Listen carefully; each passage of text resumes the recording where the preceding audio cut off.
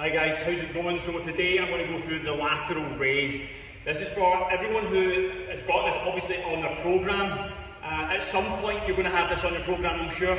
So you've got two dumbbells. I'm going to do the front angle and also the side angle. So from the front, what we're aiming to do, a common mistake is when you've got the dumbbells at your sides and you're coming up and you're doing this. Okay, on the outside that looks pretty good. It's not really, because you're getting momentum from here to here.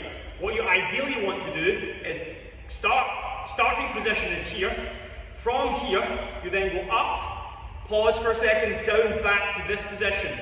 Back up, pause for a second, back down to this position. Because the tension is always on from here to here. Whereas when you start from here, you create momentum, which then just creates and takes away the pressure from the muscle that we're trying to use.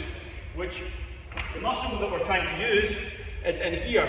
So if you're swinging at the start, you're creating momentum and you're not actually working the muscle. The only time the muscle is under tension is a little bit here and then a tiny pause here.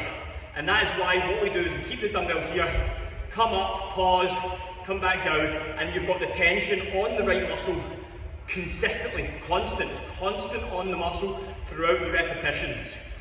Another point here is when you're doing it, hinge forward slightly. Don't stand up when you do it, just stay hinged forward, come up, pause, back down to tension. Up, pause, back down, keeping the tension. You don't move your hips, or again, you create unnecessary tension. Last tip as well is keeping the dumbbells from flaring outwards. And what I mean by that is coming out here. You want to keep your thumbs down, okay? So you want to keep your thumbs downwards, and that will create tension on the mid-delt.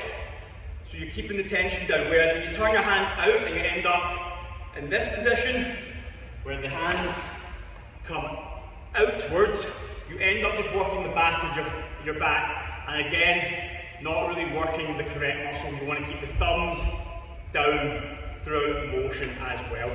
I hope those tips are really useful. It's so common that people do this wrong. I even work with people who've been in the gym for 15 years. They come in, they do the lateral raise incorrect. There are more aspects to lateral raises, but those are the basic foundations. Give those a try and then see how you feel from there. And I can guarantee you're going to feel so much better in regards to where you feel the tension. And you probably most likely have to go down weight. When I do it, I usually lose 8 kilograms, and that's more than enough for most people, clients, etc. Some people can go the same weight or more, but for most people, lighter weights is better because you're doing an isolation exercise, as opposed to, obviously, when you're doing bigger movements, such as compound exercises, then yes, you can go heavier. But with this isolation, you want to keep it nice and light and focus on the correct technique and the correct muscle activation.